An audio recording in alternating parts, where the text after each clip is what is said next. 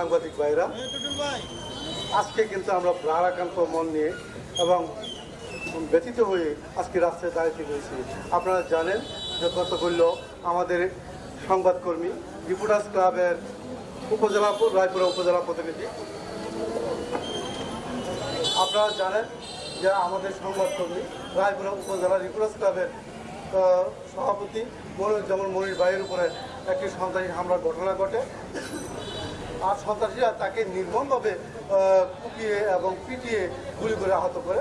আজকে মনির ভাই তিনি কিন্তু ঢাকা মেডিকেল কলেজ হাসপাতালে চিকিৎসাধীন আছে।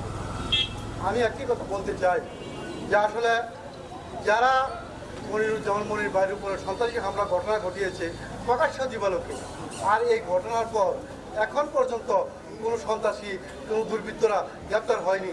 আজকে তার বিচারের দাবিতে আমরা রাস্তায় দাঁড়াতে হয়েছে।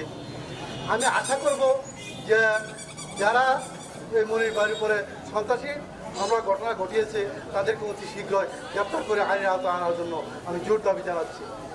আজকে মানববন্ধনে যারা উপস্থিত হয়েছেন আমি সকলকে ধন্যবাদ জানাই, কিন্তু একটি কথা না বললেই নয়।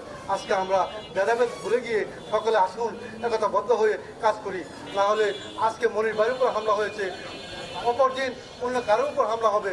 আর যতগুলি হামলার ঘটনা ঘটেছে সাংবাদিকদের উপরে এখন পর্যন্ত কোনো হামলার ঘটনা আমরা কিন্তু বিচার পাইনি।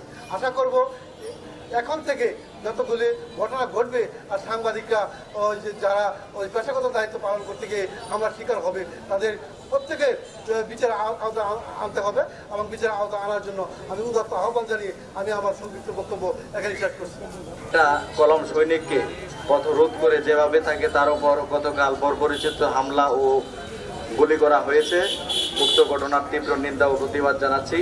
পাশাপাশি নরসিংদী জেলার যত কলম সৈনিক ভাইরা আছেন সবাইকে বলবো সন্ত্রাসীদের দৃষ্টান্তমূলক শাস্তি নিশ্চিত না হওয়া পর্যন্ত আপনারা এই বিষয়টি সবাই সুনজরে দেখবেন।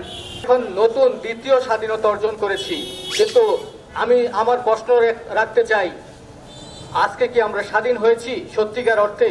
যদি স্বাধীন হতো তাহলে গতকালকে আমার এক সহকর্মী সাংবাদিক ভাইয়ের উপরে নির্মমভাবে হামলা করা হতো না।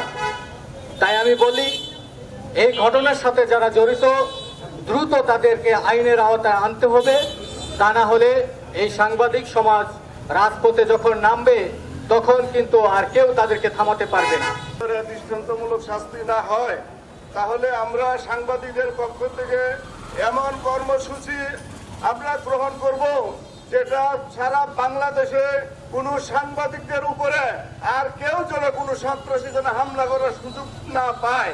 আজকে শর্ত রিপোর্ট প্রকাশের জন্য মনির উপর যে হামলা হয়েছে, কাল অন্য আরেকজন সহকর্মীর উপরও হামলা হতে পারে।